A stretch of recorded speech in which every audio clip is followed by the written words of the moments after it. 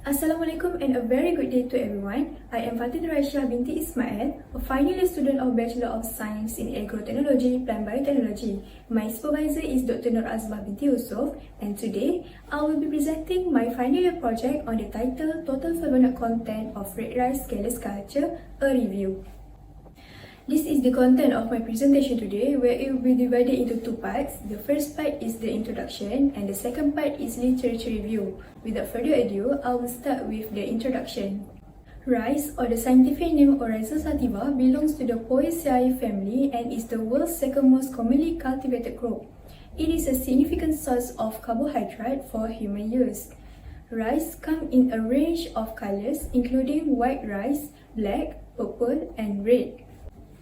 In recent years, consumers have recently been more interested in colored rice type due to the existence of their high level of bioactive compounds, which may provide health benefits.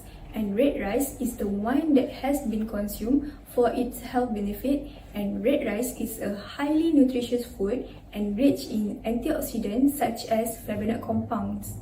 Flavonoid is powerful secondary metabolites that may function as free radical scavengers, reducing agents, and giving a variety of advantage to human health.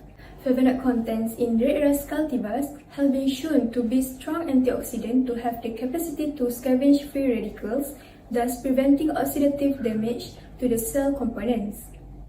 Because of the benefits to human health, red rice has increased in demand, requiring an increase in production while using less land and water. Biotechnological approach can be used to increase red rice production and to enhance the production of secondary metabolites in red rice. Callus culture is a highly useful technique for obtaining important secondary metabolites. Also, this approach is often used for the production of flavonoids.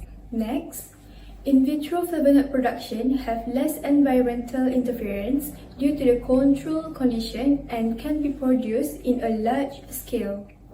So, with all of this statement, I hope it will give an idea of what I am doing in this study.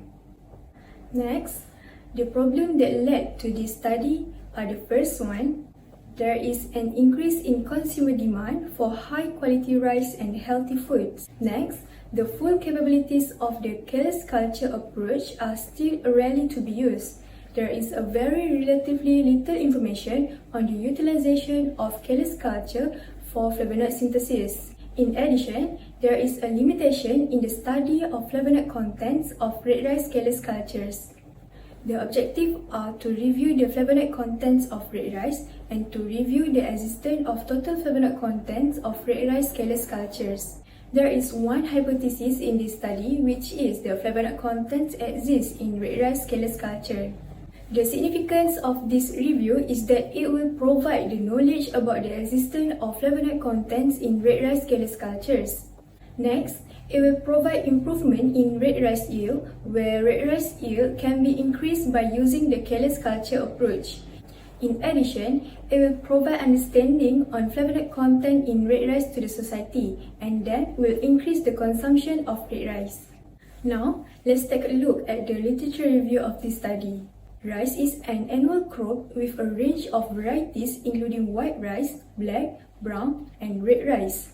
The colored rice cultivars are believed valued for their health benefits compared to white rice, especially the red rice cultivars.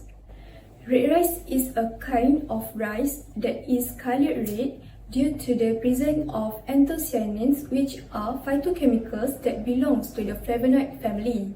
In Malaysia, the main varieties of red rice are MRM16, MRQ98, MRQ99, MRQ100, and UKMRC9. Malaysian red rice varieties contain a high level of anthocyanin and other nutritional contents compared to the other red rice varieties as presented in table here. The study by Ramli 2017 shows the total dietary fiber, total anthocyanin and phenolic of red rice varieties from Malaysia are higher than other countries' variety. Flavonoids are an important class of natural compounds. To be more specific, the flavonoid is a kind of plant secondary metabolite with a polyphenolic structure. The plant flavonoids have a few subgroups, which are presented in the figure here. It is including the flavones, flavonols, flavanones, anthocyanin and others.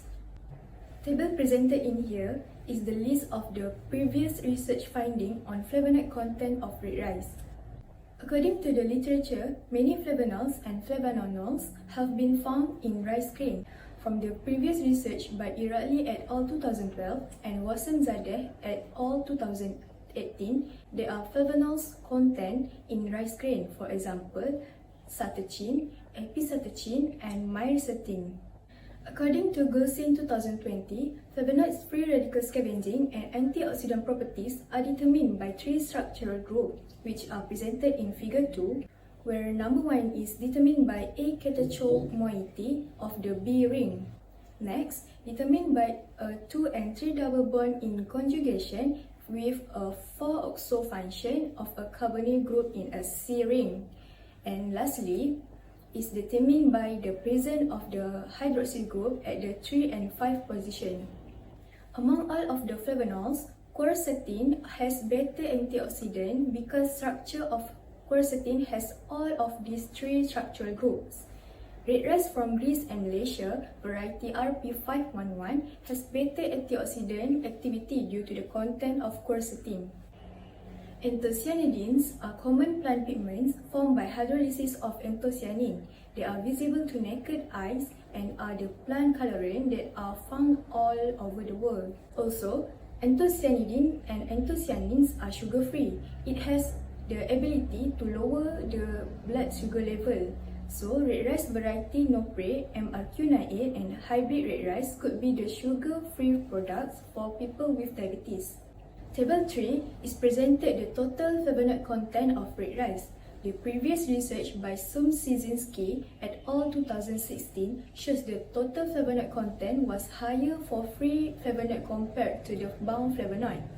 And not just that, the research by Wasamzadeh et al. 2018 presented in Table 4 also shows the same result where the total flavonoid content was higher for free flavonoid than the bound flavonoid.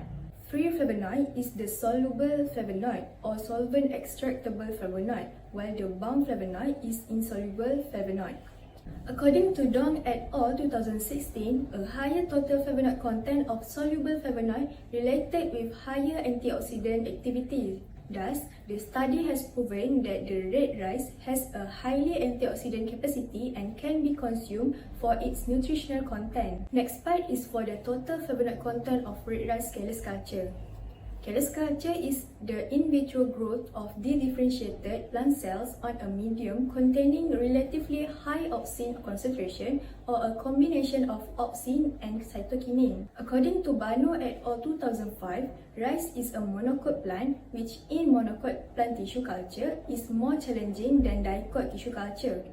The right amount of hormones treatment and medium composition are needed, and different plants' growth regulator will make the difference in the accumulation of secondary metabolites in the Callus culture. According to the previous research by Vichy et al. 2018 as presented in table here, the study used three types of plant growth regulator which are 2,4-D, NAA and BAP. Then, it results in 0.42 mg of total of procyanidins. Procyanidins is the one of the example of anthocyanidins, which is the subgroup of flavonoids. Thus, it answers the hypothesis in this study where the flavonoid content exists in red rice Callus culture.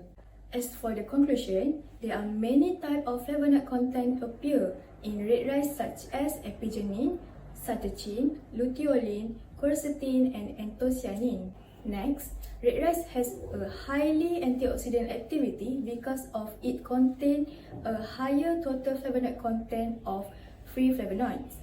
A higher total flavonoid content of free flavonoids is related with higher antioxidant activity. Furthermore, in vitro is the promising strategy to enhance the production of red rice and flavonoid compound because of their stability and can produce the flavonoid in large scale. Next, the use of red rice Callus culture can be developed due to the existence of flavonoid content in red rice Callus culture. With the right amount of plant growth regulators used for Callus culture, it will improve the accumulation of flavonoid compound in red rice. I have come to the end of my presentation. Thank you so much for your time. Assalamualaikum.